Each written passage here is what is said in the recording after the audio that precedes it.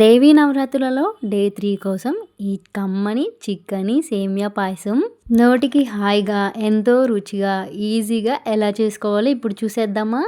ముందుగా ఒక చిన్న కడాయి తీసుకొని అందులో ఒక కప్పు దాకా సేమియాని వేసుకుంటున్నాను. అందులో 1 టేబుల్ స్పూన్ దాకా నెయ్యి కూడా వేసేసుకొని చక్కగా లైట్గా గోల్డెన్ బ్రౌన్ కలర్ వచ్చేదాకా వేయించి పక్కన పెట్టేసుకోవాలి. మరలా అదే ప్యాన్లో 1 టేబుల్ స్పూన్ దాకా నెయ్యి వేసేసుకొని అందులో జీడిపప్పు పలుకులు కిస్మిస్ పలుకులు దోరగా వేయించి పక్కన పెట్టేసుకోవాలి. సేమియా దేంట్లో అయితే చేసుకోవాలనుకుంటున్నామో దాంట్లో 2 కప్పుల దాకా పాలు వేసుకోవాలి, అరకప్పు దాకా వాటర్ వేసుకోవాలి. మనం 1 కప్పు సేమియాకి చెప్తున్నాము ఈ కొలతలు. తర్వాత కొంచెం అంత నెయ్యి వేసేసుకొని ఒక పొంగు వచ్చేదాకా పాలని మరిగించుకున్న తర్వాత ముందుగా వేయించి పెట్టుకున్న సేమియాని వేసేసుకొని మంచిగా ఉడకనివ్వాలి.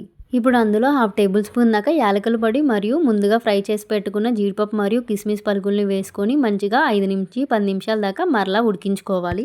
సేమియా ఉడికిందో లేదో తెలియాలంటే మనం ఒక స్పూన్తో సేమియాని కట్ చేస్తే ఈజీగా కట్ అయితే సేమియా మంచిగా ఉడికినట్లు. ఇది ఒక బౌల్లో వేసేసుకొని అమ్మవారికి నైవేద్యంగా పెట్టుకోవచ్చు.